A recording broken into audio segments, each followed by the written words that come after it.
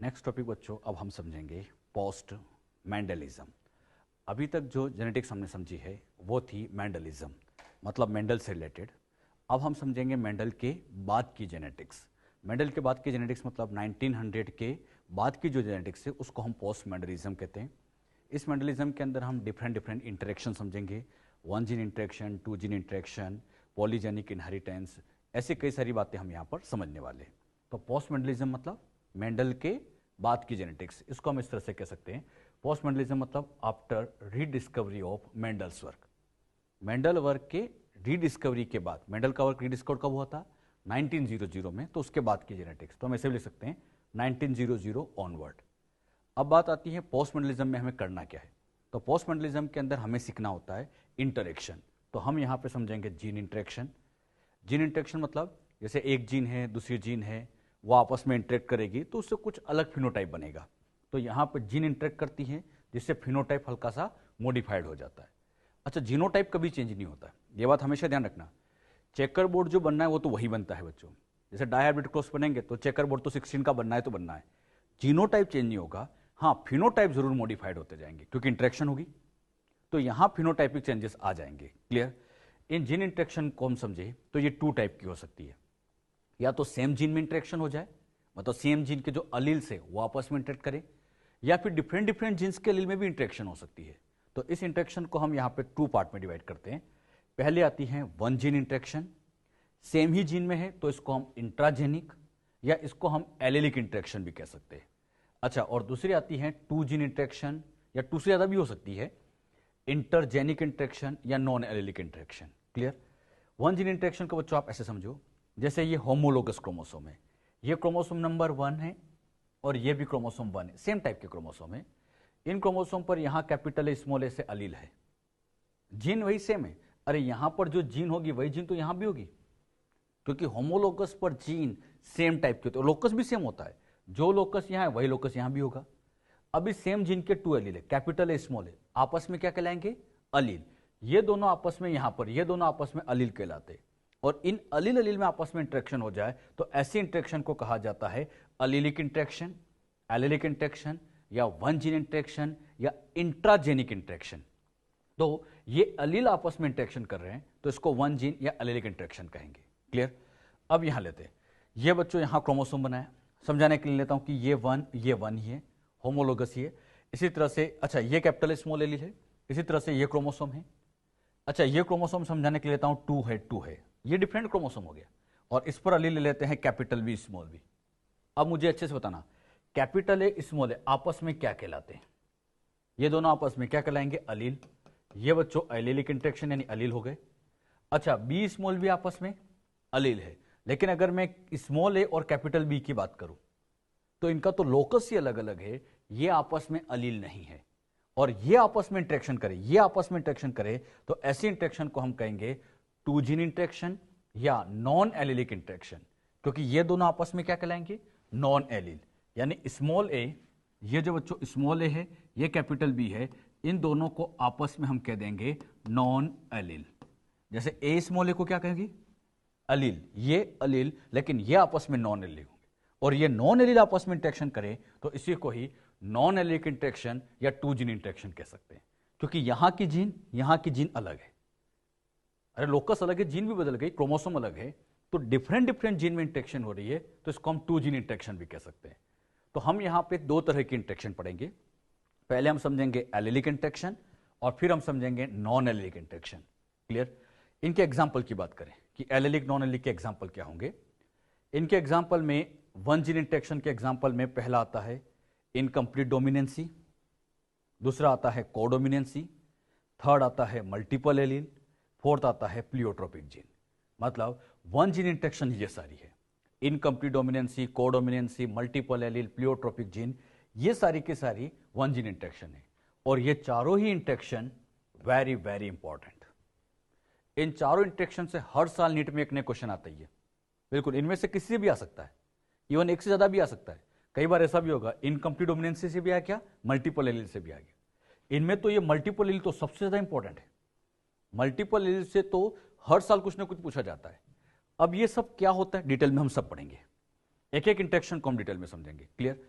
Non allelic interaction ये अपने लिए इतनी इंपॉर्टेंट नहीं है। आप जो एनसीईआरटी पढ़ते हैं उसके अंदर नॉन एलिलिक इंटरेक्शन दी ही नहीं गई है, वो समझाई नहीं गई है। एनसीईआरटी में बस इन्हीं को समझा रखा है, नॉन एलिलिक इंटरेक्शन एनसीईआरटी में नहीं दे रखी है, लेकिन ये फिर भी कभी कभी इनसे क्वेश्चन बन सकता है, तो इसको भी हम समझेंगे तो सही। ये नॉन एलिलिक इंटरेक्शन के एग्जाम्पल की बात करें तो इसमें आता है कॉम्प्लीमेंट्री जीन, इसी तरह से एपिस्टेसिस, तो इस तरह की नॉन एलिलिक इंटरेक्शन है। एग्जाम पॉइंट व्यू से हमारे लिए ज्यादा इंपॉर्टेंट ये है, क्लियर, क्योंकि अपनी एनसीईआरटी में यही दे रखी है और ज्यादातर टाइम क्वेश्चन भी इन्हीं से पूछा गया है। हाँ, हम इनको भी समझेंगे, डिटेल में इनको भी समझेंगे, लेकिन ये इतनी इंपॉर्टेंट नहीं होगी। इनमें क्या इंपॉर्टेंट बातें मैं आपको बाद में बता दूंगा, पहले हम इनको समझेंगे, क्लियर। तो इनकम्प्लीट डोमिनेंसी, कोडोमिनेंसी, ये हम स्टार्ट करते हैं। इन चीजों को समझाने से पहले एक छोटा सा पॉइंट और मैं आपको पहले क्लियर कर देता हूं। टू टाइप के कैरेक्टर होते हैं, एक होता है बच्चों क्वालिटेटिव और एक होता है क्वांटिटेटिव। जेनेटिक्स में दो तरह के कैरेक्टर चलते हैं, एक क्वालिटी वाला कैरेक्टर होता है और दूसरा क्वांटिटी वाला कैरेक्टर होता है। अब इन दोनों में क्या डिफरेंस है ये हम पहले क्लियर कर ले। यहां हम क्वालिटेटिव ले लेते हैं और इधर क्वांटिटेटिव ले लेते हैं। क्वालिटेटिव कैरेक्टर उसको कहा जाता है जो डोमिनेंट अलील की नंबर पर डिपेंड नहीं करता। This character is not depend on number of dominant allele. Dominant allele के नंबर पे डिपेंड नहीं करता, उसकी क्वालिटी पे डिपेंड करता है। नंबर से मतलब नहीं, बस क्वालिटी होनी चाहिए। अच्छा, क्वांटिटेटिव कैरेक्टर उसको कहेंगे, जैसे इसका उल्टा हो जाएगा, this character is depend on number of dominant allele, कि डोमिनेंट एलील की नंबर कितनी है ये डिपेंड नहीं करता, ये नंबर ऑफ डोमिनेंट एलील पे डिपेंड करता है। अब इसको एग्जांपल समझे, ज्यादा अच्छा समझ में आएगा। यहां बच्चों आपको समझाने के लिए मैंने जीनोटाइप लिखा, डोमिनेंट एलील लिखा और उसके रिस्पेक्ट में हाइट आपको समझाता हूं। जीनोटाइप में लिखा capital T capital T, capital T small T, small T small T. अच्छा, यहां पर डोमिनेंट एलील बोलो बच्चों कितने हैं? हाँ, आना चाहिए सबको, कितने? Very good. यहां 1, यहां 1 तो हो गए 2, इसमें डोमिनेंट एलील 1, इसमें डोमिनेंट एलील 0। क्लियर इतना? अब मैं समझाने के लिए, अगर दोनों डोमिनेंट एलील है, टीटी है, यहां हाइट समझाने के लिए ली 10 सेंटीमीटर, सिखाने के लिए 10 ले ली। अब सोच समझ के बताना, यहां डोमिनेंट एक ही है, हाइट कितनी होगी? बस ये समझ गए तो ये बात क्लियर हो जाएगी आपको, कितनी हाइट होगी। हाँ, यहां जब चेक किया गया, प्लांट को ग्रो करके देखा गया, तो यहां पर भी हाइट 10 सेंटीमीटर ही आई। मतलब 2 डोमिनेंट है तब भी 10 है, 1 डोमिनेंट है तब भी 10 ही है। अच्छा, डोमिनेंट नहीं है तो यहां पर हाइट आ गई 5 सेंटीमीटर, कम हो गई। तो हमने क्या सीखा, 2 डोमिनेंट हो या 1 डोमिनेंट हो, इससे फर्क नहीं पड़ता, हाइट तो दोनों ही केस में 10-10 ही आ रही है। इसका मतलब डोमिनेंट एलील की नंबर पे डिपेंड नहीं कर रहा है कि नंबर 2 है या 1 है, इस पे डिपेंड नहीं कर रहा है। ये इस चीज पे डिपेंड कर रहा है कि डोमिनेंट एलील होना चाहिए। कितनी नंबर में होना चाहिए वो नहीं, बस होना चाहिए। यहां डोमिनेंट एलील दिख रहा है, यस। यहां डोमिनेंट एलील दिख रहा है, यस। डोमिनेंट एलील दिख गए तो हाइट आ गई, 10-10 आ गई। अब 2 डोमिनेंट या 1 है, इससे फर्क नहीं पड़ा, बस डोमिनेंट एलील होना चाहिए, उसकी क्वालिटी होनी चाहिए। और क्वालिटी होनी चाहिए तो इसी को कहा गया क्वालिटेटिव कैरेक्टर। अब यहां देखो, डोमिनेंट एलील नहीं था, क्वालिटी नहीं थी, इसलिए हाइट कम हो गई। तो यहां हाइट क्यों कम होगी? क्योंकि क्वालिटी नहीं है, डोमिनेंट एलील ही नहीं है। बात समझ में? तो ये तो होते हैं क्वालिटेटिव कैरेक्टर। अभी तक हमने जो मेंडल की जेनेटिक्स समझी है वो सब क्वालिटेटिव कैरेक्टर ही थे। ये बात ध्यान रखना, मेंडल ने जितने भी कैरेक्टर चूज किए थे, जो कुछ उसने सिखाया था, सब कुछ क्वालिटी वाले थे। लेकिन बच्चों, जेनेटिक्स में क्वांटिटेटिव कैरेक्टर भी काम में लिए जाते हैं। अब इन क्वांटिटेटिव कैरेक्टर को समझिए हम। यहां जीनोटाइप, डोमिनेंट एलील, हाइट ले लेते हैं, सेम वही कैसे लेते हैं, genotype TT, T small T, small T small T. अब दूसरे प्लांट में चेक करें, मान लो ये पी प्लांट है या किसी और प्लांट पे हमने चेक किया, तो वहां हमने क्या देखा, डोमिनेंट एलील 2 है, 1 है, 0 है। अब यहां पर चेक किया गया तो यहां पर डोमिनेंट एलील 2 था, हाइट आगे सिखाने के लिए 10 सेंटीमीटर। अब यहां पर डोमिनेंट एलील 1 है, हाइट आ गई 7.5 सेंटीमीटर, 7.5। अच्छा, हाइट कम हो गई। और डोमिनेंट एलील 0 है तो हाइट आ गई 5 सेंटीमीटर। तो हमने क्या सीखा, डोमिनेंट एलील 2 है, हाइट अच्छी है, 1 है, हाइट थोड़ी कम हुई, 0 है और कम हुई। तो जैसे जैसे डोमिनेंट एलील कम होते जा रहे, हाइट भी कम होती जा रही है। दिख रहा है साहब साहब, डोमिनेंट एलील कम तो हाइट भी कम हो गई। तो बताओ यहां हाइट किस पर डिपेंड कर रही है? डोमिनेंट एलील की, वेरी गुड, नंबर पे डिपेंड कर रही है कि नंबर कितनी है। तो ये नंबर का खेल है बच्चों। तो तो नंबर पे डिपेंड करती है, क्वांटिटी पे डिपेंड करिए कि 2 क्वांटिटी है 1 क्वांटिटी है, तो इसलिए इसको कहा गया क्वांटिटेटिव कैरेक्टर्स। बात समझ में? तो जेनेटिक्स में कितने तरह के कैरेक्टर होते हैं बच्चों? 2 टाइप के, एक होते हैं क्वालिटेटिव कैरेक्टर और एक होते हैं क्वांटिटेटिव कैरेक्टर। क्लियर हुआ? अब मैं आपसे पूछ रहा हूं, ढंग से बताना, मेंडल ने कौन से कैरेक्टर चूज किए थे? मेंडल ने तो वो क्वालिटेटिव थे, लेकिन अब हम बच्चों क्वांटिटेटिव भी समझेंगे। अच्छा, यहां पर जीन तो सेम ही है, अलील 2 है, लेकिन जीन तो वही है, हाइट की जीन है, तो ये 1 जीन की क्वांटिटेटिव है, तो इसको मोनोजेनिक क्वांटिटेटिव कह देंगे। एक जीन की हो तो मोनोजेनिक, अगर मैं यहां जीन की नंबर बढ़ा दूं तो वो पॉलीजेनिक हो जाएगा। मोनोजेनिक क्वांटिटेटिव कैरेक्टर और पॉलीजेनिक, यहां एक ही जीन दिखाई दे रही है, अरे एलील 2 है, जीन तो एक ही टाइप की जीन है, तो ऐसे क्वांटिटेटिव को क्या कहेंगे? मोनोजेनिक, मतलब एक जीन वाला। और अगर जीन की नंबर ज्यादा होती तो पॉलीजेनिक। आपको मैं मोनोजेनिक भी समझाऊंगा, पॉलीजेनिक भी समझाऊंगा। पॉलीजेनिक सबसे बाद में आएगा, पहले हम मोनोजेनिक वाली बात करें। जो बच्चों हम इनकम्प्लीट डोमिनेंस से अभी हम पढ़ने वाले हैं, वो एक तरह का मोनोजेनिक क्वांटिटेटिव कैरेक्टर ही होगा। क्लियर? क्यों होगा, कैसे होगा, उसको भी हम डिटेल में अब हम सीखेंगे। ये जो बातें यहां समझाएगी, पहले ये क्लियर होनी चाहिए। इसको भी आप नोट कर लो, इसको भी हुआ इतना कंप्लीट। अब बच्चों हम एक एक करके समझते हैं। पहले हम लेंगे इनकम्प्लीट डोमिनेंसी। तो सबसे पहले स्टार्ट करते हैं इनकम्प्लीट डोमिनेंसी। इनकम्प्लीट डोमिनेंसी क्या होता है?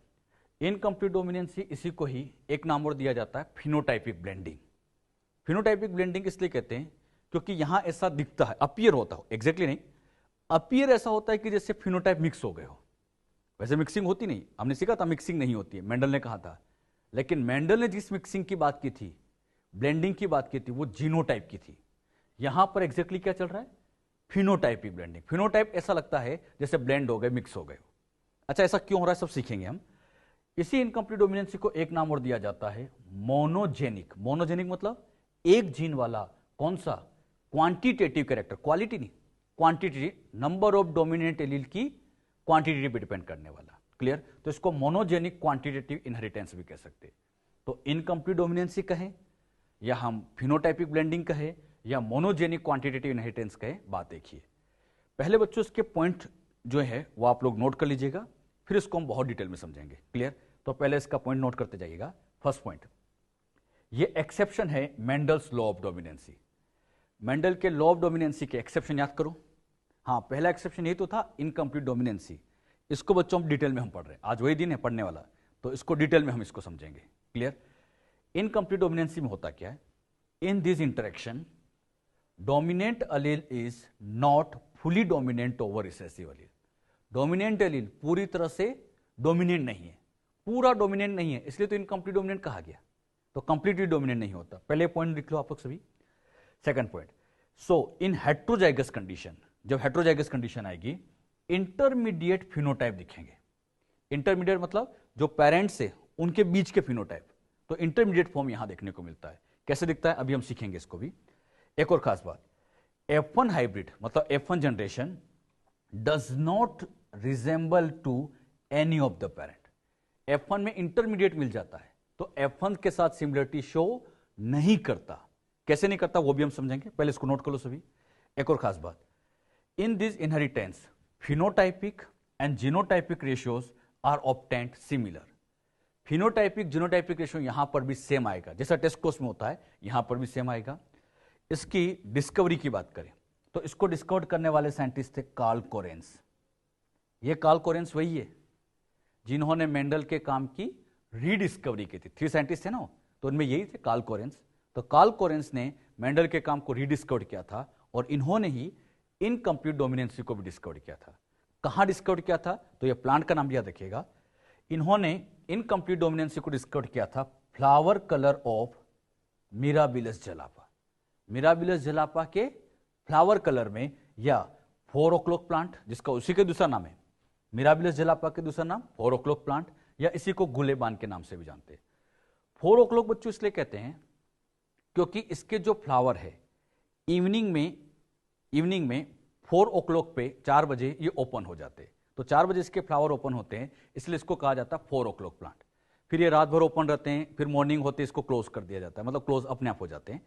तो ध्यान रखना, इनको 4 o'clock प्लांट के नाम से भी जानते हैं। तो मिराबिलस जलापा, दूसरा नाम 4 o'clock प्लांट या गुलेबान के नाम से भी जानते हैं। क्लियर? अच्छा, ये पॉइंट सब नोट कर लिए। अब हम इसको डिटेल में समझेंगे। तो मैं आपको यही example flower colour of Mirabilis jalapa का समझाता हूं। क्लियर?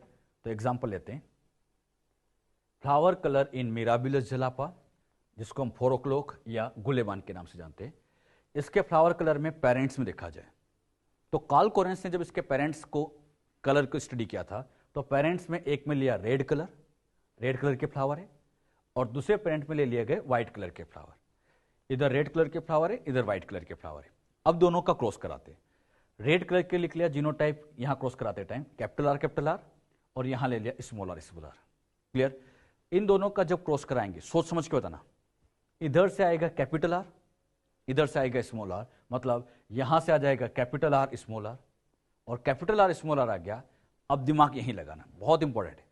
ये जो बच्चों जनरेशन आई, F1 जनरेशन आ गई अकॉर्डिंग टू मेंडल। सोच समझ के आंसर देना। मेंडल के अकॉर्डिंग यहां पे अगर ये कैपिटल आर डोमिनेंट होता तो यहां पे मेंडल के अकॉर्डिंग रेड कलर आना चाहिए था। मेंडल के अकॉर्डिंग कैसा कलर आना चाहिए था? रेड। अगर मेंडल के अकॉर्डिंग रेड आ जाता तब तो डोमिनेंसी अप्लाई होती, लेकिन कार्ल कोरेंस ने जब यहां चेक किया तो यहां रेड कलर नहीं मिला, रेड नहीं मिला, और यहां जब कलर चेक किया गया तो पिंक आ गया। आना क्या चाहिए था? रेड, लेकिन यहां पिंक आया, पिंक कलर आया। अब सोच समझ के बताना, ये जो पिंक कलर वाली जनरेशन आई, ये कौन सी जनरेशन आ गई? F1। अब ये पिंक कलर इस पेरेंट के सिमिलर है या इसके? किसी के नहीं। तो यहां F1 जनरेशन किसी भी पेरेंट के साथ सिमिलरिटी शो नहीं करती। बहुत इंपॉर्टेंट पॉइंट। इनकंप्लीट डोमिनेंसी में अभी लिखवाया था मैंने, इनकंप्लीट डोमिनेंसी में F1 जनरेशन किसी भी पेरेंट के साथ सिमिलरिटी शो नहीं करती।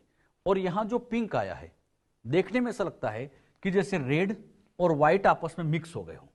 तो लगता है ऐसा जैसे कि ये फिनोटाइप आपस में मिक्स हो गए हो, इसलिए इसको नाम दिया था फिनोटाइपिक ब्लेंडिंग। कि ऐसा लगता है कि फिनोटाइप आपस में मिक्स हो गए हो। ये एग्जैक्टली मिक्सिंग नहीं होती, अपीयर होता है। ऐसा अपीयर होता है कि जैसे मिक्सिंग हो गई हो, तो इसीलिए इसको कहा गया फिनोटाइपिक ब्लेंडिंग। अब यहां देखो, पिंक कलर रेड और व्हाइट के बीच का ही कलर है, मतलब एक तरह का इंटरमीडिएट कलर है। तो यहां F1 जनरेशन में इंटरमीडिएट फॉर्म देखने को मिलता है। F1 में कैसा फॉर्म आता है? इंटरमीडिएट फॉर्म यहां पर देखने को मिलता है। जो बातें मैं समझा रहा हूं ये F1 की ही इंपॉर्टेंट है। F2 तो आप अपने आप निकाल लोगे, कोई बड़ी बात नहीं बच्चों। F1 को ध्यान से समझो, क्या सिखाया एक बार फिर सुनना। F1 जनरेशन दोनों पेरेंट्स में से किसके सिमिलर? वेरी गुड, किसी के सिमिलर नहीं। F1 जनरेशन किसी के सिमिलर नहीं होती है। क्या यहां इंटरमीडिएट फॉर्म मिलता है? यस।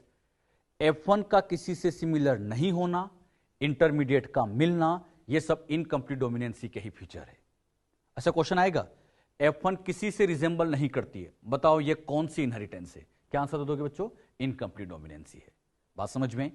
अच्छा, खास बात, अब यहां हम ये समझे कि यहां ये पिंक एग्जैक्टली आया क्यों होगा। कार्ल कोरेंस ने क्या कहा कि ये डोमिनेंट एलील पूरी तरह से डोमिनेंट नहीं होगा, मतलब इसको पूरी तरह से रिसेसिव को पूरी तरह से सप्रेस नहीं कर पाया, इसीलिए कलर हल्का सा डाउन हो गया और रेड के बजाय यहां पर पिंक आ गया। मतलब ये पूरा डोमिनेंट नहीं था, और पूरा डोमिनेंट था इसी वजह से कलर पिंक आ गया। ऐसा तो कार्ल कोरेंस ने समझाया था। लेकिन इस चीजों को बाद में जब क्रोमोसोम लेवल पे इसको सिखाया गया, क्रोमोसोमल लेवल पे जब इसको पढ़ा गया, सीखा गया, तो हमें इसका एग्जैक्ट आंसर पता चला। जब हमने इसको कब पढ़ा? क्रोमोसोम लेवल पे। जरा हम भी इसको क्रोमोसोम लेवल पे समझने की कोशिश करें कि एग्जैक्टली हुआ क्या होगा। बहुत ध्यान सीखना बच्चों। आपको समझाने के लिए यहां पर ये क्रोमोसोम है और ये क्रोमोसोम है। इस पर यहां कैपिटल आर ले लिया, यहां क्रोमोसोम पर कैपिटल आर और स्मॉल आर ले लिया, और यहां पर एक बार ले लिया स्मॉल आर। भाई यही possibility, capital R, small R और आर स्मॉल आर। अच्छा, कैपिटल आर अगर डोमिनेंट एलील है, ध्यान सुनना आप सभी, अगर ये डोमिनेंट एलील है तो ये यहां पर क्या करेगा? डोमिनेंट एलील से आरएनए बनेगा, प्रोटीन बनेगा, अल्टीमेटली इससे बन जाएगा एंजाइम। क्लियर? और ये एंजाइम सबस्ट्रेट को, सभी जानते हो, प्रोडक्ट में चेंज कर देगा। सिमिलरली यहां पर भी डोमिनेंट एलील है तो ये भी यहां एंजाइम बनाएगा, सबस्ट्रेट को प्रोडक्ट में चेंज करेगा। डोमिनेंसी का कंसेप्ट पढ़ा था हमने कि सबस्ट्रेट को प्रोडक्ट में चेंज करते हैं। इससे भी प्रोडक्ट बना, इससे भी प्रोडक्ट बना, टोटल प्रोडक्ट 2 बन गए, और अच्छे से प्रोडक्ट बने मतलब कलर बढ़िया बना, और यहां कलर आ गया रेड। अच्छे से प्रोडक्ट बना तो रेड कलर आ गया। कितने प्रोडक्ट बने थे? 2। प्रोडक्ट की नंबर अच्छी है, रेड कलर आ गया। क्लियर हुआ? अब इस वाले केस को समझे। इस वाले केस में सिखाने के लिए यहां कैपिटल आर से इससे बना एंजाइम, इस एंजाइम ने सबस्ट्रेट को प्रोडक्ट में चेंज किया, प्रोडक्ट बन गया। अब बताओ ये एलील कैसा है? रिसेसिव। और आपको मैंने सिखाया था रिसेसिव एलील से या तो एंजाइम बनता ही नहीं, या बनता है तो किसी काम का नहीं, मतलब कोई फंक्शन नहीं करता, नॉन फंक्शनल होता है। मतलब यहां से या तो एंजाइम बनेगा नहीं, या बनेगा तो फंक्शन नहीं करेगा, कोई वर्क नहीं करेगा। अब जब एंजाइम वर्क नहीं करेगा तो प्रोडक्ट नहीं बनेगा। अरे एंजाइम वर्क नहीं कर रहा है तो प्रोडक्ट नहीं बनेगा।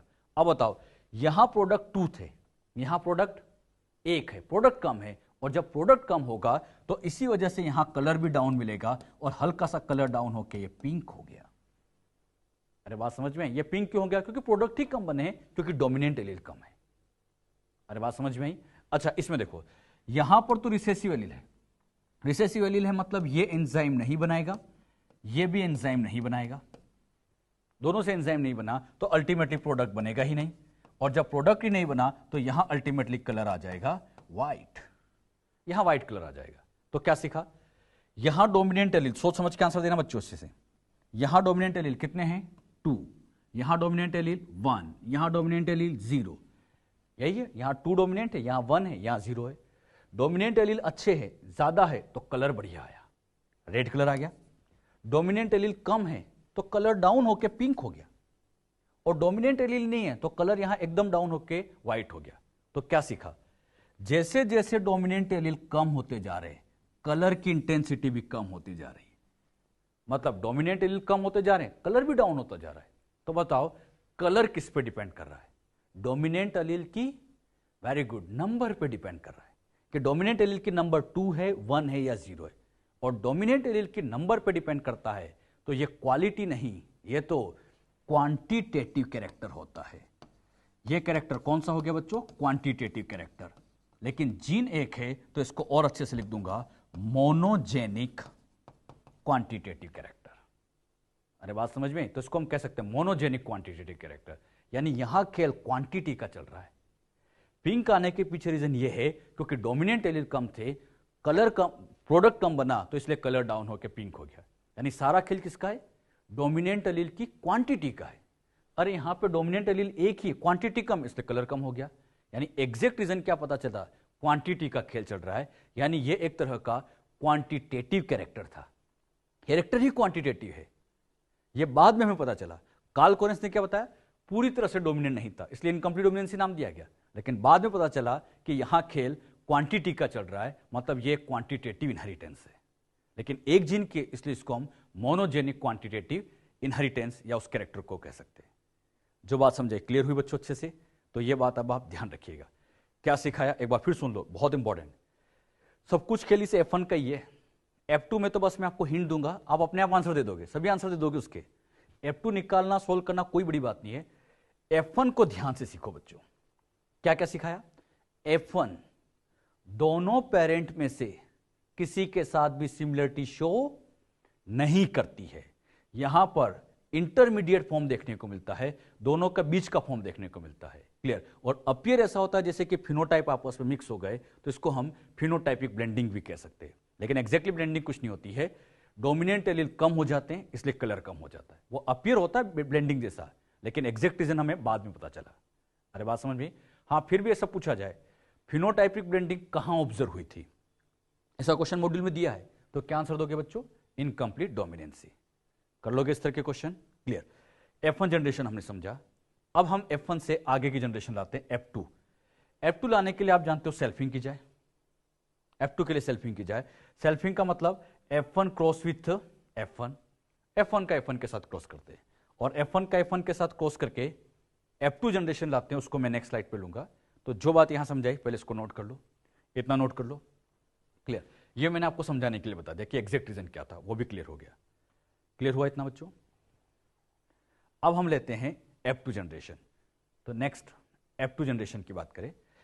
F2 जनरेशन में F1 का F1 के साथ क्रॉस कराते हैं। F1 का जीनोटाइप था पिंक, पिंक यानी R small R small R। मेरे ख्याल से ये क्रॉस करके सोल्व करना आप लोग के लिए कोई बड़ी बात नहीं है।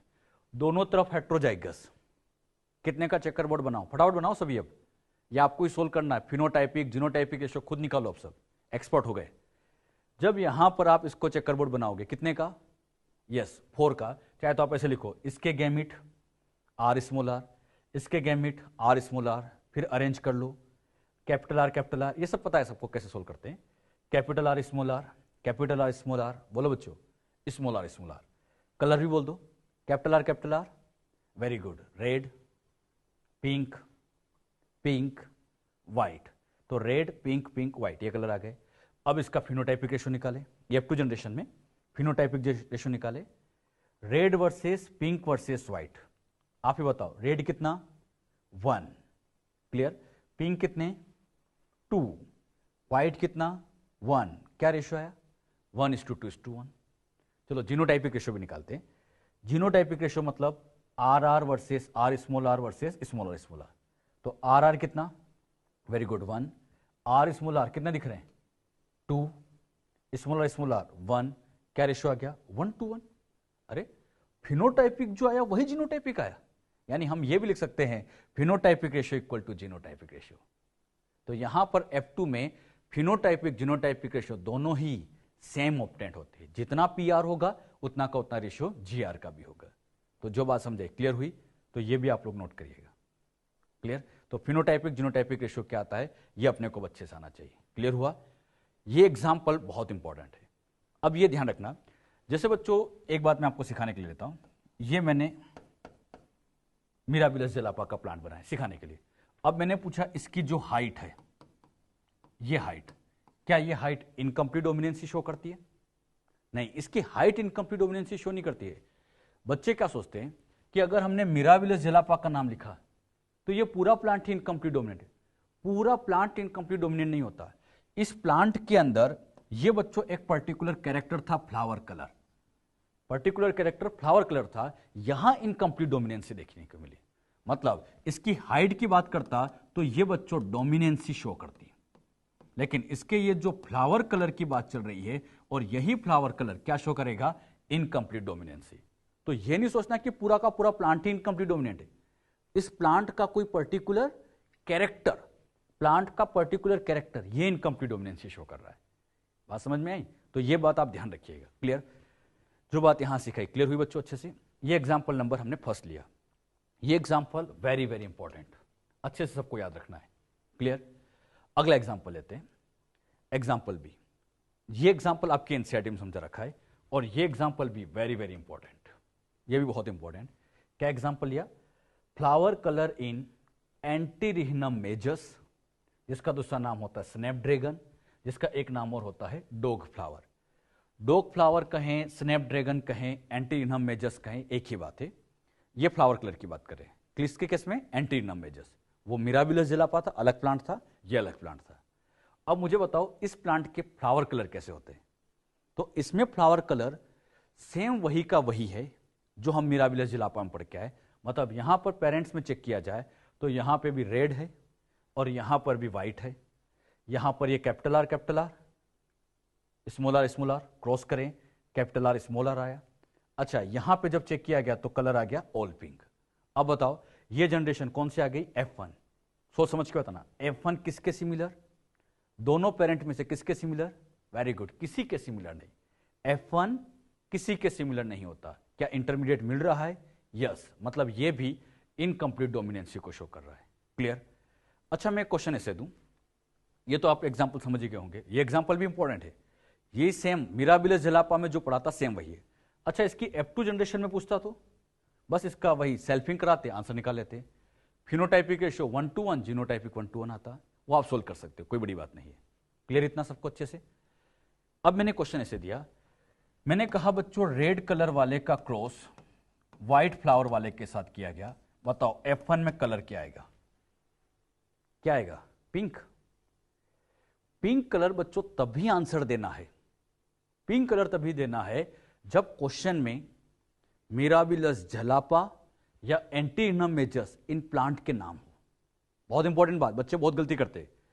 क्वेश्चन में जब तक मिराबिलस जलापा एंटीरिहिनम मेजस का नाम लिखा है तभी जाके यहां पिंक है। मैंने कहा इन अ प्लांट, कोई भी प्लांट की बात कर रहा हूं, तो यहां पर इन दोनों में जो भी डोमिनेंट है वो आएगा। मान लीजिए डोमिनेंट रेड है, सिखाने के लिए डोमिनेंट रेड है, तो यहां F1 में रेड आएगा, पिंक नहीं। पिंक कब आएगा? जब मैं क्वेश्चन में ऐसे लिख देता मिराबिलस जलापा, ऐसा क्वेश्चन में मैं लिख देता, मैंने तो यहां कहा इन एनी प्लांट, यहां तो लिख दिया इन एनी प्लांट, तब तो जो भी डोमिनेंट होगा वो आ जाएगा। लेकिन क्वेश्चन में मिराबिलस जलापा लिखा जाए और फिर कहा जाए रेड और व्हाइट का क्रॉस किया गया, बताओ F1 में क्या आएगा? तो फिर आंसर पिंक आएगा। ये ध्यान रखना, हर जगह पिंक नहीं आएगा। बच्चों को क्या है, रेड व्हाइट दिखते पिंक ही याद आता है, तो ये ध्यान रखना, पिंक कलर तभी आएगा जब क्वेश्चन में मिराबिलस जलापा या एंटीरिनम मेजस का नाम दिया जाए, तब जाके आप पिंक बताएंगे। अदरवाइज जो भी इनमें से डोमिनेंट होगा, कोई जरूरी नहीं कि रेड ही डोमिनेंट हो, अगर मान लो व्हाइट डोमिनेंट है तो व्हाइट आ जाएगा, जो डोमिनेंट होगा वो आएगा। क्लियर हुआ इतना बच्चों? तो ये एग्जांपल भी हमारे लिए वेरी इंपॉर्टेंट। अगला एग्जांपल लेते हैं, नेक्स्ट एग्जांपल लेते हैं, feather colour in Andalusian fowls. Fowls की बात करें, फॉल्स मतलब हाँ ये मुर्गा मुर्गी की बात कर रहे हैं, इनके अंदर कलर की बात करें पेरेंट्स में, तो यहां पर ऐसे ब्लैक कलर के फिदर होते हैं, ये पंख वगैरह देख रहे हैं, बॉडी कलर, ये कौन से? Black colour. और यहां पर इसका क्रॉस किया गया व्हाइट वाले के साथ, यहां ब्लैक है व्हाइट के साथ क्रॉस करा दे। ब्लैक का जीनोटाइप कैपिटल बी, व्हाइट के लिए स्मॉल बी, दोनों का जब क्रॉस कराया तो इधर से कैपिटल बी स्मॉल बी आया। अब यहां चेक किया जाए, मेंडल के अकॉर्डिंग तो इनमें से जो डोमिनेंट होता वो आना चाहिए, लेकिन यहां जब चेक किया तो ना ब्लैक आया ना व्हाइट आया, इनका एक इंटरमीडिएट फॉर्म यहां ब्लू कलर आया। मतलब यहां बी स्मॉल बी में कौन सा कलर आ गया बच्चों? Blue colour.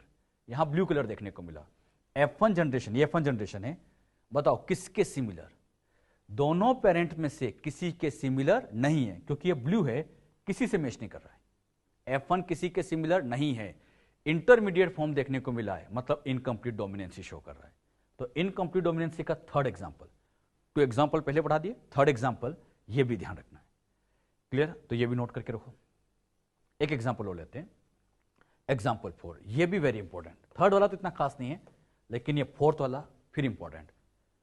Size of starch grain in seeds of garden pea plant.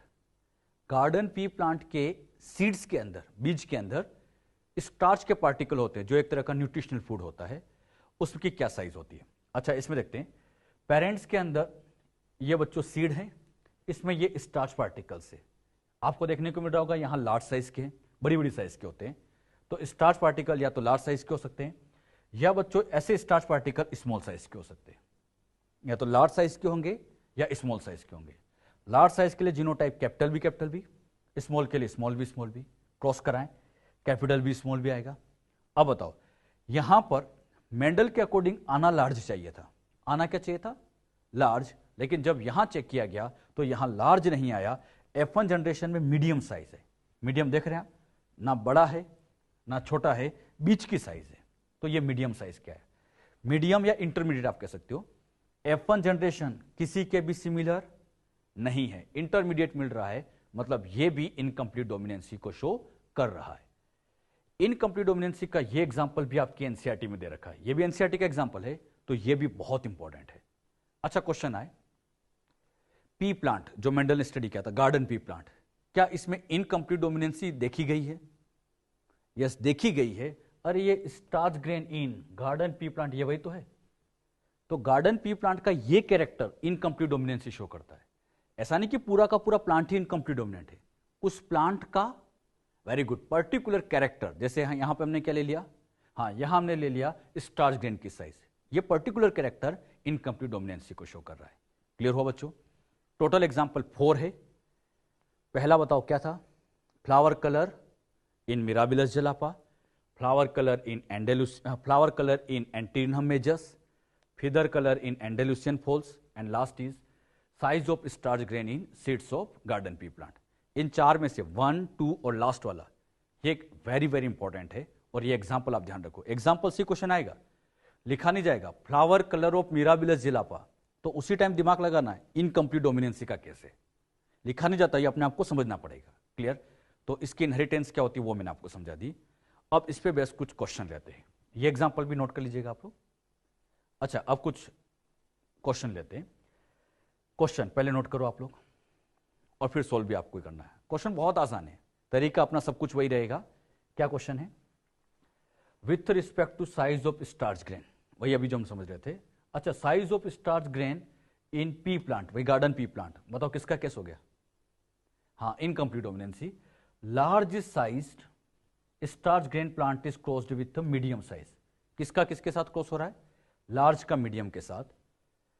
And produce 100 offsprings, find out number of large, medium and small size respectively.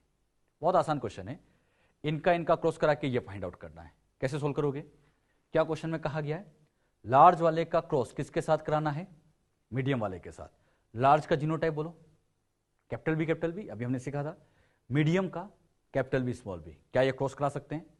Very good. जब यहां से cross कराओगे तो इधर से गैमेट कैपिटल बी, इधर से capital B small B, checker board बना के देख भी लो इस तरह से, और ये बन गया capital B capital B, capital B small B, capital B small B. अब यहां पे कलर भी बता दो, साइज बता दो, तो यहां पे आ जाएगी लार्ज साइज और यहां पे आ जाएगी मीडियम साइज। अरे कैपिटल बी लार्ज और बी स्मॉल बी मीडियम। अब क्वेश्चन में कोई दम ही नहीं बचा, जो पूछा जाए सोल्व करते जाओ। क्या पूछा गया आपसे पहले? Large size. चलो चेक करते हैं, लार्ज साइज बताओ, लार्ज कितना दिख रहा है? 1 आउट ऑफ कितने केसेस? 2, तो हम लिख सकते हैं 1/2। ये 1/2 क्या निकाला आपने? Very good, probability. लेकिन आपसे नंबर पूछी है, नंबर कैसे सोल्व करोगे? टोटल प्लांट दे रखे 100, तो 100 से मल्टीप्लाई कर लो, और 100 से मल्टीप्लाई किया तो आंसर आ जाएगा 50। बहुत आसान है। चलो अगला लेते हैं मीडियम। बताओ बच्चों, मीडियम कितना है? 1 आउट ऑफ 2, तो 1/2 इंटू 100, और सोल्व करोगे तो ये भी 50 हो जाएगा। अच्छा, लास्ट नंबर पे आता स्मॉल। स्मॉल कहाँ है ही नहीं, मतलब इसके नंबर 0 हो जाएगी। तो लार्ज वाले आ जाएंगे 50, मीडियम आ जाएगा 50, स्मॉल की नंबर 0 हो जाएगी। कर सकते हैं सोल्व, सबका आंसर आया होगा। एक क्वेश्चन और प्रैक्टिस के लिए। चलिए अगला क्वेश्चन, ये नोट कर लिया सबने? नेक्स्ट क्वेश्चन लेते हैं। इन मिराबिलस जलापा की बात चल रही है। Red capital R and white flower produce F1 generation. Red white इनने F1 जनरेशन को प्रोड्यूस किया गया। फिर आगे क्वेश्चन क्या लिखता है? Now F1 generation is test crossed. F1 का टेस्ट क्रॉस समझ में आया सबको? हाँ, किसके साथ? रिसेसिव के साथ। Very good. And produce 200 offspring, how many of them are red, pink and white flower respectively. Solve करना है, कर लोगे सोल्व? पहले आप लोग ट्राई करो। सबका आंसर आना चाहिए। चेक करते हैं। रेड वाले का क्रॉस किया गया है व्हाइट के साथ, यही क्वेश्चन में कहा है। Red is crossed with, red का क्रॉस किसके साथ करना था? व्हाइट के साथ। Red is crossed with white. यहां जब क्रॉस किया जाए, रेड का जीनोटाइप बोलो, कैपिटल आर। व्हाइट के लिए स्मॉल आर। दोनों का जब क्रॉस कराएंगे तो बन जाएगा कैपिटल आर स्मॉल आर, और ये कैपिटल आर स्मॉल आर कौन सा कलर आ गया? पिंक। अच्छा, ये जो जनरेशन है इसको हम कहेंगे F1 जनरेशन। पेरेंट्स का क्रॉस हुआ, F1 आ गई।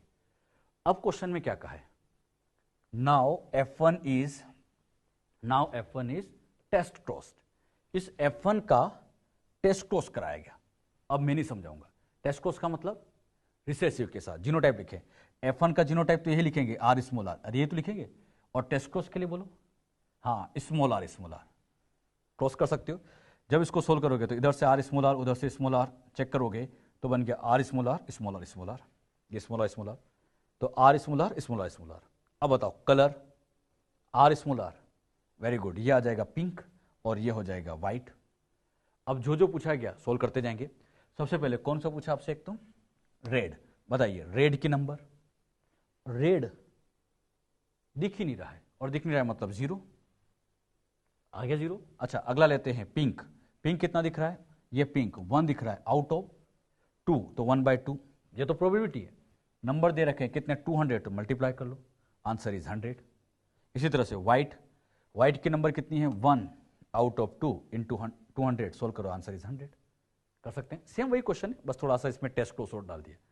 अच्छा मैं यहां आउट क्रॉस लिख देता तो, हाँ यहां कैपिटल आर के साथ मल्टीप्लाई कर देते।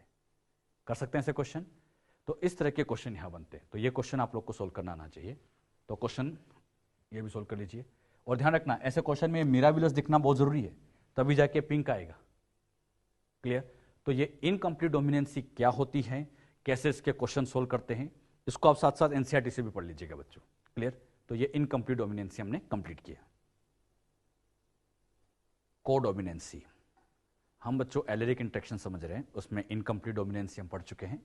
अगला लेते हैं कोडोमिनेंसी। कोडोमिनेंसी नाम से बहुत कुछ क्लियर हो जाता है। कोडोमिनेंट मतलब दोनों ही डोमिनेंट। अभी तक हम क्या पढ़ते आते थे कि हेट्रोजाइगस में दो में से एक डोमिनेंट होता था, लेकिन कुछ केस ऐसे होते हैं जहां पर दोनों एलील ही डोमिनेंट हो जाते हैं, और दोनों का डोमिनेंट होना उसी को हम कोडोमिनेंसी कहते हैं। क्लियर? तो कोडोमिनेंसी क्या होते हैं, पहले इसके पॉइंट नोट कर लीजिएगा बच्चों, फिर हम इसको डिटेल में समझेंगे। सबसे पहला कोडोमिनेंसी का point, exception of Mendel's law of dominance. यह भी मेंडल का लॉ ऑफ डोमिनेंसी का एक्सेप्शन है, जैसा इनकम्प्लीट डोमिनेंसी था।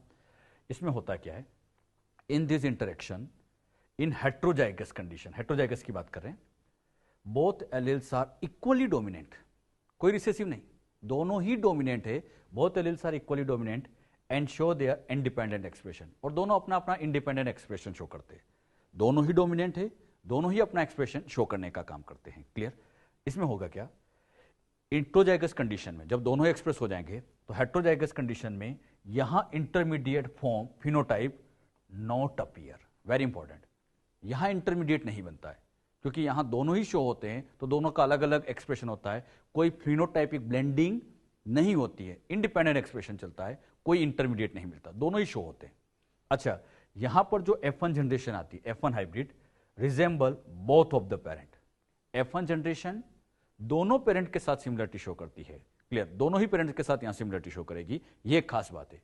इनकम्प्लीट डोमिनेंसी में क्या पढ़ाया था, F1 किसी के साथ सिमिलर नहीं होती है, लेकिन यहां F1 दोनों के साथ सिमिलर होती है, ये बड़ी इंपॉर्टेंट बात होती है। क्लियर? इस केस की खास बात और होती है, in this inheritance phenotypic and genotypic ratio are obtained similar. यहां पर भी फिनोटाइपिक जीनोटाइपिक रेशियो सेम होगा, ये सेम होता है। ये पॉइंट पहले आपने नोट कर ली, अब इन पॉइंट को हम और अच्छे समझते हैं। सबसे पहले इसका एग्जाम्पल लेते हैं, और वो एग्जाम्पल है coat colour in cattles. Cattles के अंदर कोट कलर को स्टडी करना, जैसे हम लोग बात करें काऊ की, मतलब गाय की बात की जाए, तो उनके अंदर कोट कलर, उनका स्किन कलर को स्टडी करें, तो इनमें कोट कलर में ब्लैक कलर हो सकता है, व्हाइट कलर होता है। अच्छा, यहां पर ये जो मेल पेरेंट है, मेल पेरेंट का स्किन कलर आप देख रहे हैं ब्लैक है, पूरा ब्लैक है। अब इसका क्रॉस यहां पर किया जा रहा है व्हाइट कलर, मतलब यहां पर व्हाइट कलर, इधर black colour white colour, parents में एक में ब्लैक है एक में व्हाइट है। यहां पर अगर हम ब्लैक कलर का जीनोटाइप लिखें तो ब्लैक का जीनोटाइप आता है B1B1 और व्हाइट का जीनोटाइप आता है B2B2। यहां आप देख रहे हैं स्किन कलर पूरा ब्लैक है, यहां पूरा व्हाइट है।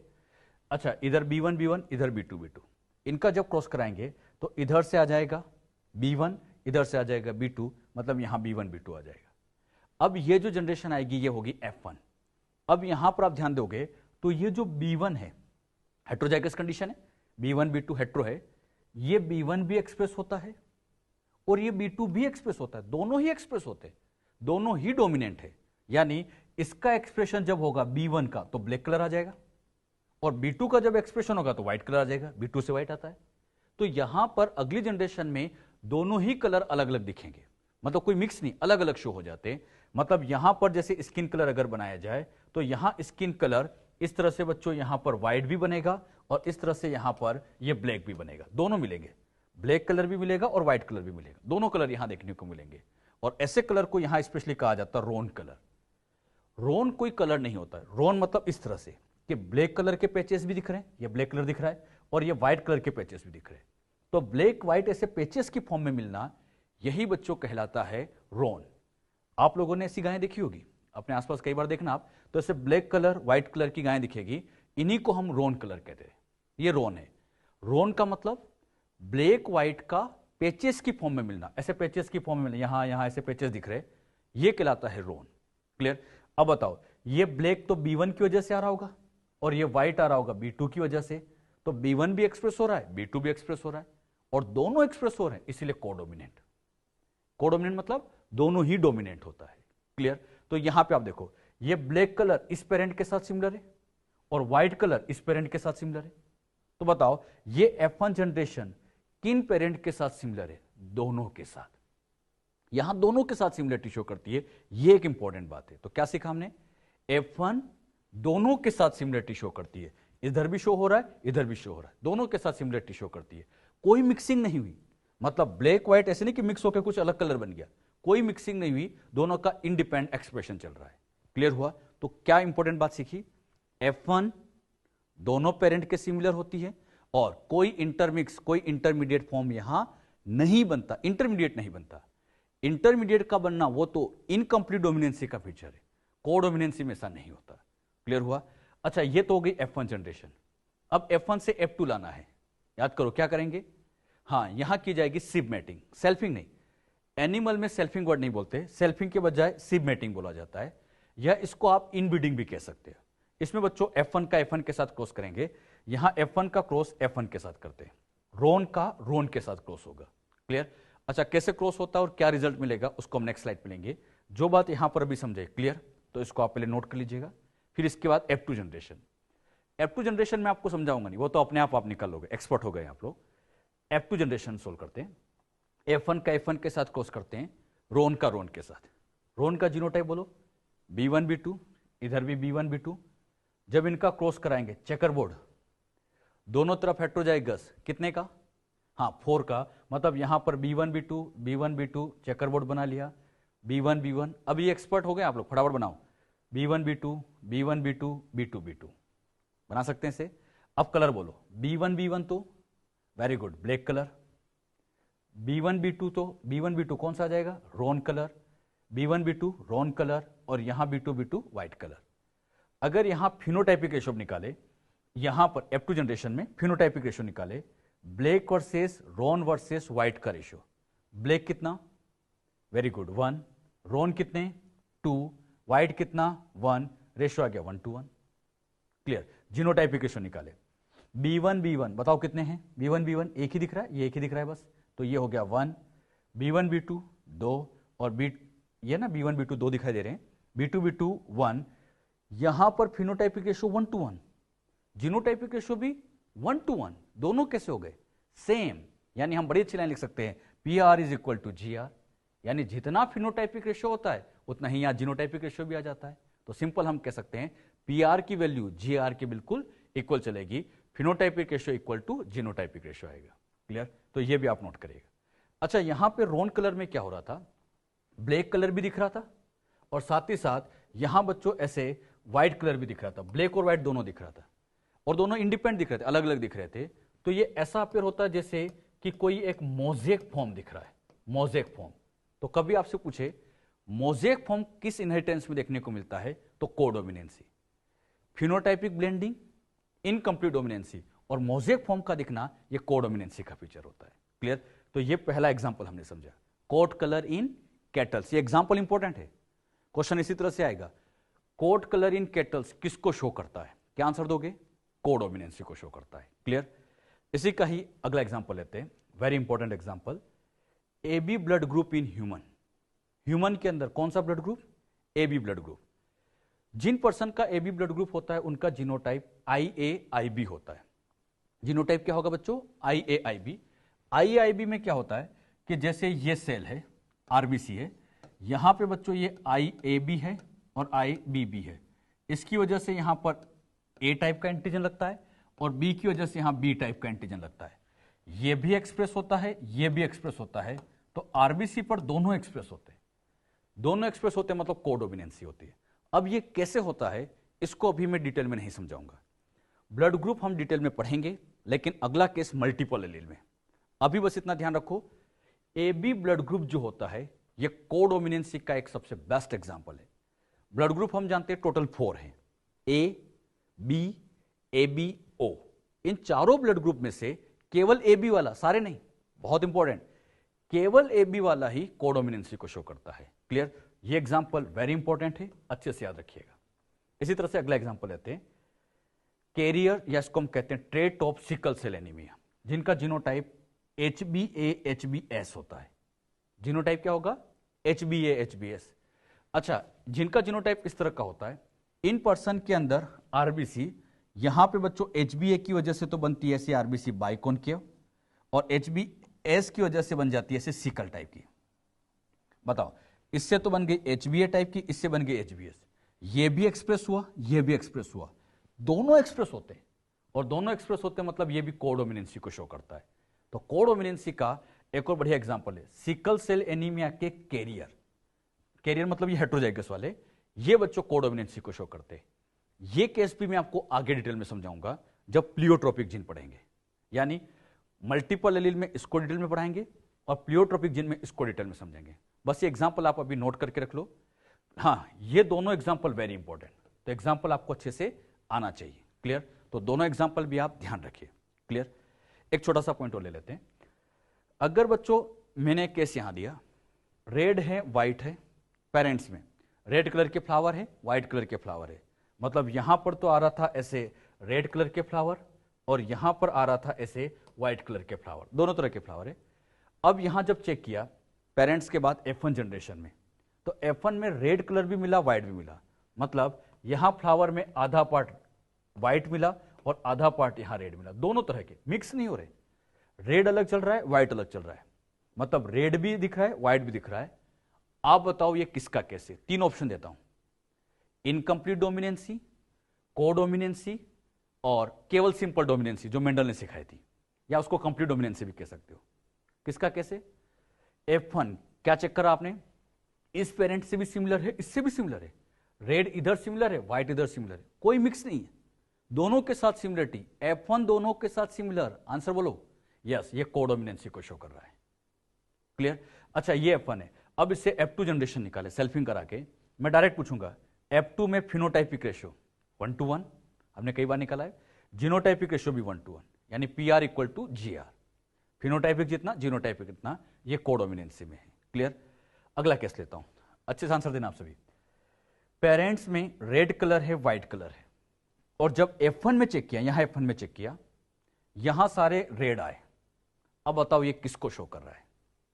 दिमाग लगाओ। F1 एक के साथ सिमिलर है, दोनों के साथ नहीं, एक के साथ सिमिलर है, मतलब ये शो करता है कंप्लीट डोमिनेंसी। मतलब एक तरह से मैं और अच्छे से लिखूं तो यही मेंडल का केस था, मेंडल वाली डोमिनेंसी, कंप्लीट डोमिनेंसी, मतलब ये पूरी तरह से कंप्लीटली डोमिनेंट है। अब यहां पर फिनोटाइपिक रेशियो निकाला जाए तो यहां फिनोटाइपिक रेशियो 3:1 आएगा, याद है ना मेंडल के केस में 3:1 आता था, और जीनोटाइपिक तो 1:1 ही आता है। क्लियर? अगला केस लेते हैं। यहां बच्चों आपको समझाने के लिए अगला केस में पेरेंट्स में रेड कलर है व्हाइट कलर है, F1 में चेक किया, यहां पर मिला पिंक कलर। अब बताओ F1 दोनों पेरेंट में से किसके सिमिलर? किसी के नहीं, रेड व्हाइट किसी से सिमिलर, क्योंकि तो पिंक है। F1 किसी के साथ सिमिलरिटी शो नहीं कर रहा है, मिक्स फॉर्म देखने को मिल रहा है। बताओ क्या शो हो गया?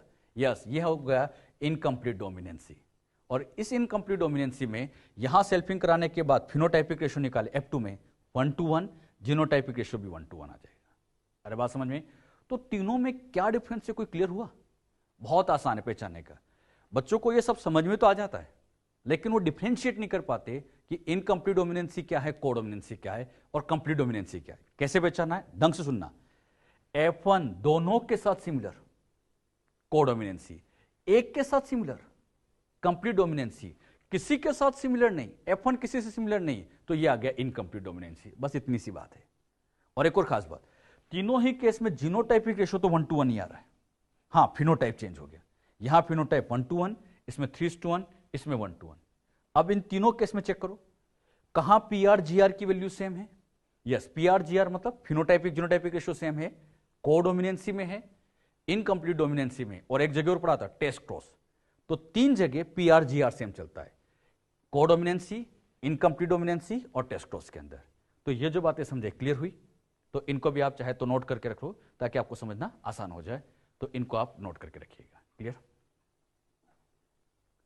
हम बच्चों कोडोमिनेंसी के बारे में समझ रहे थे, इसी से रिलेटेड हम कुछ क्वेश्चन लेते हैं।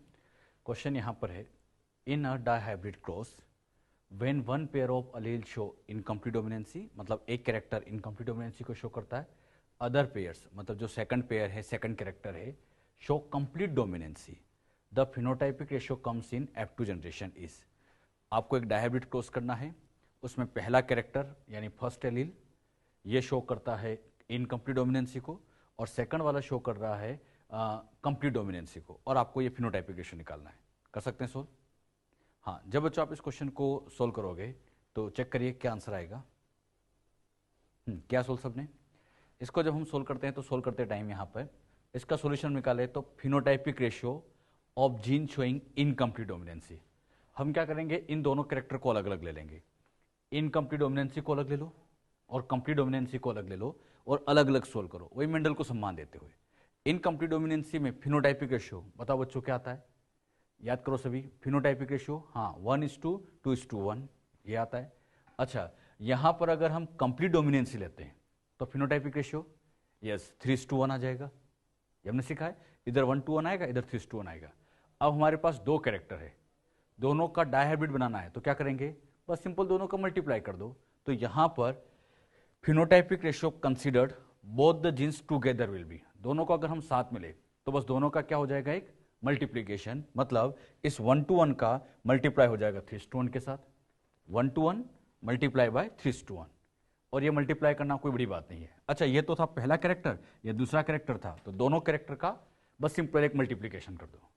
जब यहां मल्टीप्लाई करोगे इस 1 का इस 3 से, बताओ बच्चों कितना आएगा, इस 1 का इन दोनों से मल्टीप्लाई करोगे तो 1 का 3 से मल्टीप्लाई किया तो 3। इसी तरह से यहां बच्चों जब इसका मल्टीप्लाई करोगे, यहां जब हम मल्टीप्लाई करेंगे इस 1 का इस 1 से तो 1 आ जाएगा, फिर इस 2 का इस 3 से बताओ कितना आ जाएगा 6, फिर इस 2 का इस 1 से तो 2, 1 का 3 से 3 और 1 का 1 से 1, तो रेशियो आ गया 3, 1, 6, 2, 3, 1। और ये जो रेशियो यहां पे निकाला है यही फिनोटाइपिक रेशियो आ जाएगा। तो बहुत आसान है, 1:1 और 3:1 का सिंपल क्या कर दिया गया, मल्टीप्लाई कर दिया गया, और मल्टीप्लाई करके हम बड़े इजी तरीके से इसका आंसर निकाल सकते हैं। अच्छा, इस क्वेश्चन में मैं थोड़ा और टफ करता समझाने के लिए, मैं यहां पर ये ले लेता कि मान लीजिए मैं यहां पर एक कैरेक्टर और ले लेता, थर्ड कैरेक्टर और मैं कहता वो कोडोमिनेंसी को शो कर रहा है, तो कुछ नहीं, थर्ड कैरेक्टर लेते तो उसको 1:1 कोडोमिनेंसी 1:1 आता है, उससे और मल्टीप्लाई करते तो उसका भी आंसर आ जाता। अगला कैरेक्टर लेते तो उसका और ले सकते थे, यानी इस क्वेश्चन में कितने भी कैरेक्टर लेके पूछे जाए सबका आंसर आना है। तरीका आना चाहिए, पहला इनकम्प्लीट डोमिनेंसी शो कर रहा है 1:1 लिखो, दूसरा कंप्लीट डोमिनेंसी शो कर रहा है 3:1 लिखो, अगला मान लीजिए कोडोमिनेंसी शो कर रहा है तो उसका 1:1 और लिखो। अरे फिनोटाइपिक रेशियो याद है ना आपको, तो बस उसको लिखो और मल्टीप्लाई कर लो, तो बहुत इजी वे में आंसर आ सकता है। लेकिन इस क्वेश्चन में हमें बस दो ही कैरेक्टर दे रखे थे, तो हम इन बस दो को लेके यहां पर सोल्व करेंगे। क्लियर? तो ये बच्चों आप सोल्व कर सकते हैं, कर लोगे ऐसा क्वेश्चन? चलिए एक क्वेश्चन और यहां ले लेते हैं। नेक्स्ट क्वेश्चन, अगर हम नेक्स्ट क्वेश्चन ले, F2 generation in a Mendelian cross showed that both phenotypic and genotypic ratio obtained same as 1:1। phenotypic genotypic ratio दोनों सेम आया और 1:1 आया। It represent a case of, ये किसका केस हो सकता है, monohybrid cross with complete dominance, monohybrid cross with incomplete dominance, codominance, dihybrid cross, ये आपको चेक करना है। ये क्वेश्चन बच्चों नीट में आ चुका है, बड़ा अच्छा क्वेश्चन है। इसमें कुछ डाउट आपको आना भी चाहिए कि हाँ ये भी हो सकता है, ये भी हो सकता है, फिर हम उसमें सोचते हैं कि एक ज्यादा बेस्ट है। दिमाग लगाओ आप, सोल्व किया सबने? यस। जब इसको बच्चों आप सोल्व करोगे तो सोल्व करते टाइम पहले मुझे बताओ फिनोटाइपिक रेशियो और जीनोटाइपिक रेशियो, यानी मैं यहां लिख सकता हूं पी आर, यहां पर अगर हम निकाले तो यहां P R is equal to G R हमें चाहिए, P R G R equal चाहिए। अच्छा, पी आर जी आर दोनों इक्वल है और दोनों कितना होना चाहिए, 1:1 होना चाहिए। एक एक को चेक करें, बताइए monohybrid cross with complete dominancy, ये तो हो नहीं सकता क्योंकि कंप्लीट डोमिनेंसी में फिनोटाइपिक रेशियो तो 3:1 आता है और ये 1:1 आता है, तो ये वाला आंसर तो हटा दो। क्लियर? अच्छा, डायहाइब्रिड क्रॉस ये भी हटा दो क्योंकि वहां फिनोटाइपिक रेशियो 9:3:3:1 आता था, जीनोटाइपिक 1:2:4 1:1:1 आता था, ये भी हटा दो। दो ऑप्शन तो हमने हटा दिए। अब इन दो में कंफ्यूजन है, यहां लिखा इनकम्प्लीट डोमिनेंसी, यहां लिखा कोडोमिनेंसी, और हमने तो सीखा है चाहे इनकम्प्लीट डोमिनेंसी हो चाहे कोडोमिनेंसी हो, दोनों में ही फिनोटाइपिक रेशियो और जीनोटाइपिक रेशियो सेम आता है और यही आता है 1:1 ही आता है। तो इसका आंसर दो हो सकते हैं, 2 भी सही है 3 भी सही है। लेकिन खास बात क्या है, यहां पर इन दोनों में से, नीट में आया क्वेश्चन, दोनों में से आंसर तो एक ही गया था और इसका सबसे बेस्ट आंसर जाता है ये सेकंड वाला, मतलब इसका एग्जैक्ट आंसर 2 है। अच्छा, सेकंड वाला क्यों कह रहा हूं मैं बेस्ट आंसर है, क्योंकि बच्चों इसमें एक बड़ी अच्छी लाइन मेंशन कर दी है, मोनोहाइब्रिड। बड़ी अच्छी लाइन है। मोनोहाइब्रिड का मतलब एक कैरेक्टर, और जब हम एक कैरेक्टर का इनकम्प्लीट डोमिनेंसी पढ़ते हैं, जैसे हमने एक कैरेक्टर लिया था फ्लावर कलर इन मिराबिलस जलापा, एक कैरेक्टर लेते तो एक कैरेक्टर का फिनोटाइपिक जीनोटाइपिक F2 में 1:1 ही आता है। मतलब यहां पर इनकम्प्लीट डोमिनेंसी है एक कैरेक्टर के तो 1:1 आएगा, अब बच्चों कोडोमिनेंसी आंसर तो ये भी सही है, लेकिन इसमें ये मेंशन नहीं है कि मोनोहाइब्रिड है या डायहाइब्रिड है। अच्छा, यहां मेंशन नहीं किया गया। अच्छा, मेंशन नहीं है तो अगर मान लो मैं इसको डायहाइब्रिड लेके चलता, क्या डायहाइब्रिड, तब तो फिनोटाइपिक रेशियो जब आता तो यहां पे 1:1 और 1:1 का मल्टीप्लाई करके आता, जो कि ज्यादा हो जाता। हमें तो 1:1 ही चाहिए, मल्टीप्लाई भी नहीं चाहिए, क्योंकि डायहाइब्रिड में 2 कैरेक्टर लेते और 2 लेते ही यहां रेशियो चेंज हो सकता था।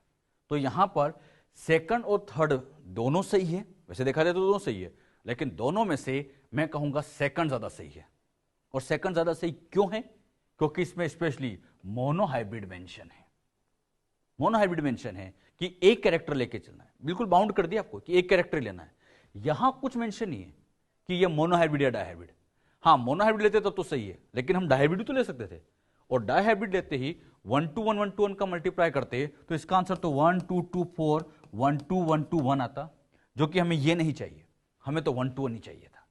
तो इसका मतलब ये हुआ कि दोनों में से ज्यादा बेस्ट आंसर क्या होगा? सेकंड। एक बार फिर सुन लो, सेकंड आंसर क्यों बढ़िया है? क्योंकि इसमें मोनोहाइब्रिड मेंशन है। हाँ, अगर यहां भी मोनोहाइब्रिड मेंशन कर दे तो ये भी अच्छा आंसर होता। तो ध्यान रखो, दोनों सही थे, लेकिन दोनों में से आंसर एक ही गया था और सेकंड गया था, क्योंकि उसमें मोनोहाइब्रिड को मेंशन किया गया था। तो इसका आंसर क्या जाएगा बच्चों? सेकंड। अच्छा, कोडोमिनेंस वाला आंसर क्यों नहीं गया, एक बार फिर बताओ। यस, क्योंकि यहां मेंशन नहीं है कि मोनोहाइब्रिड या डायहाइब्रिड, इसलिए हमने सेकंड को बेस्ट आंसर माना है।